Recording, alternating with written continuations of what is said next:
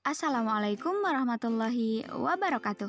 Perkenalkan, kami dari kelompok 2 yang terdiri dari saya sendiri, Wahidatul Khairiyah.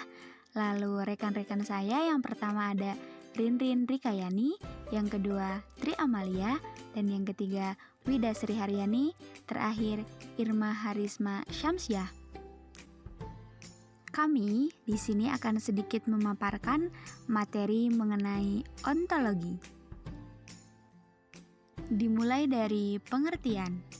Ontologi adalah cabang teori dari ilmu filsafat yang membicarakan hakikat sesuatu yang ada. Ontologi juga dikatakan sebagai salah satu kajian filsafat yang paling kuno dan berasal dari Yunani. Ontologi berasal dari bahasa Yunani, yakni taonta, artinya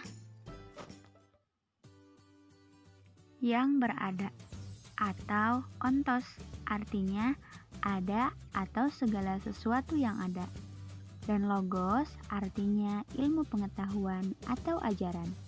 Dengan demikian, ontologi berarti ilmu pengetahuan atau ajaran tentang yang ada. Menurut istilah, ontologi adalah ilmu yang membahas tentang hakikat yang ada, yang merupakan ultimate reality, baik yang berbentuk jasmani atau konkret, maupun rohani atau abstrak. Menurut Ensiklopedia Britannica, yang juga diangkat dari konsepsi Aristoteles, ontologi yaitu teori atau studi tentang wujud seperti karakteristik dasar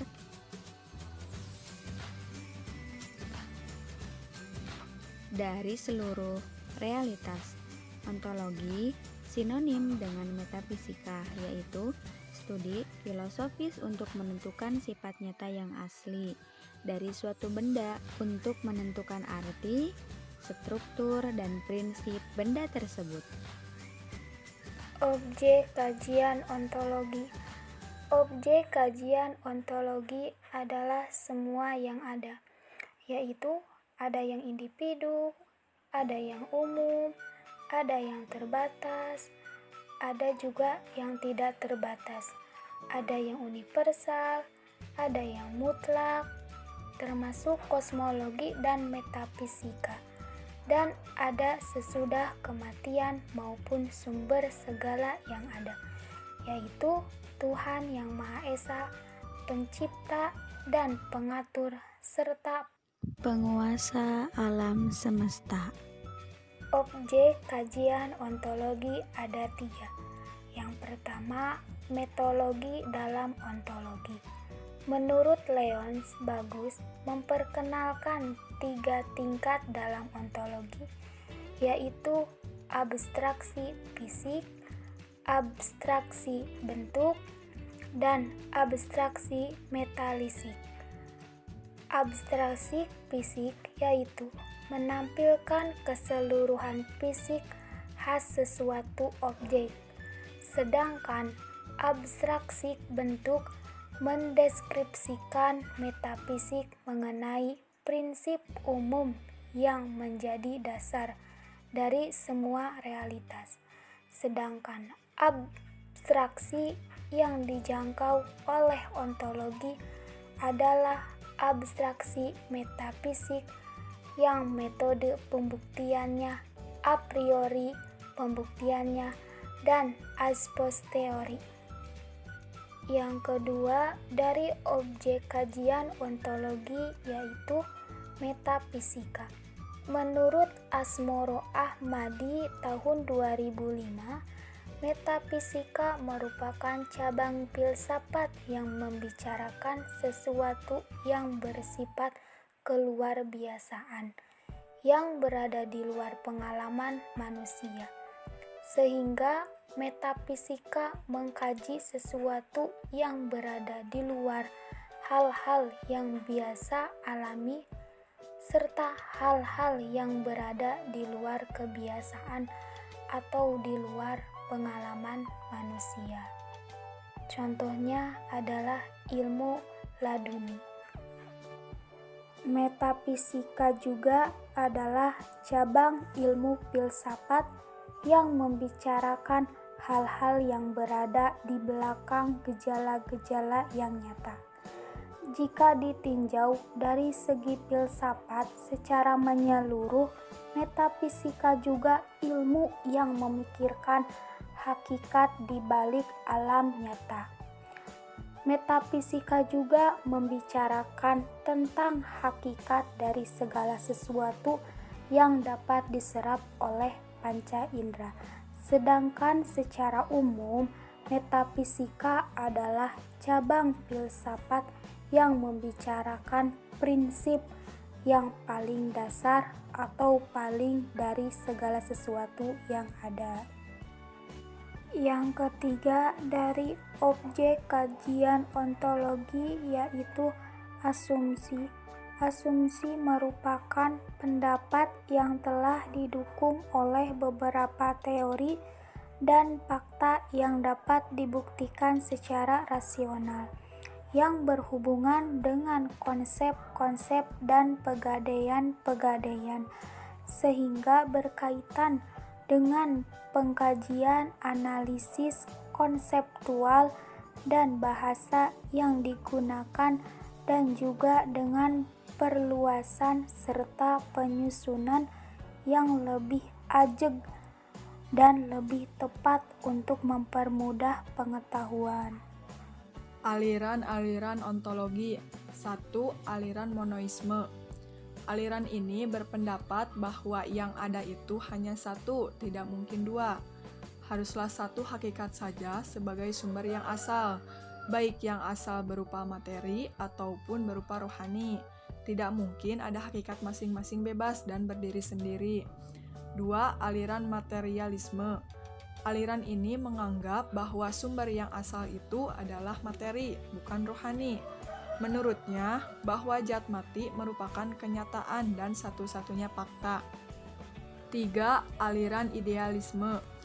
Aliran ini menganggap bahwa di balik realitas fisik pasti ada sesuatu yang tidak nampak. Sejatinya, sesuatu justru terletak di balik yang fisik. Ia berada dalam ide-ide yang fisik. Bagi aliran ini dianggap hanya merupakan bayang-bayang, sifat sementara, dan selalu menipu. 4. Aliran dualisme. Aliran ini berpendapat bahwa benda terdiri dari dua macam hakikat sebagai asal sumbernya, yaitu hakikat materi dan hakikat rohani, benda dan roh, jasad dan spirit. Kedua macam hakikat itu masing-masing bebas dan berdiri sendiri, sama-sama ajali dan abadi. 5. Aliran pluralisme. Aliran ini berpandangan bahwa berbagai macam bentuk merupakan kenyataan. Pluralisme bertolak dari keseluruhan dan mengakui bahwa segenap macam bentuk itu semuanya nyata. 6. Aliran nihilisme. Nihilisme berasal dari bahasa Latin yang berarti nothing atau tidak ada. Doktrin nihilisme pertama, tidak ada sesuatu pun yang eksis. Kedua, bila sesuatu itu ada, ia tidak dapat kita ketahui. Ketiga, sekalipun realitas itu dapat diketahui, ia tidak dapat kita beritahukan kepada orang lain. Yang terakhir, aliran agnostisisme. Agnostisisme adalah paham pengingkaran atau penyangkalan terhadap kemampuan manusia mengetahui hakikat benda, baik materi maupun rohani. Oke, untuk yang selanjutnya yaitu materi tentang teologi. Teologi adalah ilmu yang mempelajari segala sesuatu yang berkaitan dengan keyakinan beragama. Teologi meliputi segala sesuatu yang berhubungan dengan Tuhan. Teologi juga merupakan bagian dari kajian ontologi. Istilah teologi memiliki pengertian yang luas dan beragam. Dalam kamus teologi, dijelaskan bahwa teologi dalam bahasa Yunani artinya pengetahuan mengenai Allah, yaitu usaha metodis untuk memahami serta menafsirkan kebenaran. Dalam bahasa Latin, Teologi diartikan ilmu yang mencari pemahaman, maksudnya dengan menggunakan sumber daya rasio, khususnya ilmu, sejarah, dan filsafat. Teologi selalu mencari dan tidak pernah sampai pada jawaban terakhir dan pemahaman yang selesai. Sedangkan yang dimaksud dengan teologi dalam ruang lingkup filsafat metafisika, menurut Sudarsono adalah filsafat ketuhanan ini mengkaji tentang keteraturan hubungan antara benda-benda alam, sehingga orang meyakini adanya pencipta alam atau pengatur alam tersebut. Pemikiran tersebut muncul sejak dari para filosof Yunani, kemudian dilanjutkan oleh kaum Sofi dan masa Sokrates. Juga filsafat pada abad pertengahan, terutama dengan hadirnya para filosof Kristen, hingga perkembangan filsafat dewasa ini. Filosof lain yang mempunyai pandangan filsafat metafisika teologi adalah Thomas Aquinas. Menurut Aquinas, manusia dapat mengenal Tuhan melalui dukungan akal pikirannya. Dengan akal pikirannya, manusia dapat mengetahui bahwa Tuhan itu ada dan sekaligus mengetahui sifat-sifatnya. Thomas Aquinas dalam Harun Hadiwijono mengajukan bukti adanya Tuhan, yaitu adanya gerak di dunia mengharuskan kita menerima bahwa ada penggerak pertama, yaitu Allah. Menurut Aquinas, apa yang bergerak tentu digerakkan oleh sesuatu yang lain, itulah Allah.